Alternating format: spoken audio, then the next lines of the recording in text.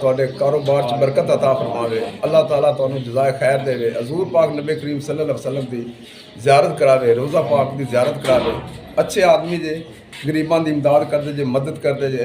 रब्बे जालिम की मसलात में मंजूरी तो रब्बाना तकब्बल दुआ रब्बाना खुली वाले वालिदी या वाले मोमिनीन यौम यक़ूमुल हिसाब अजमईन बरहमतिल्लाह।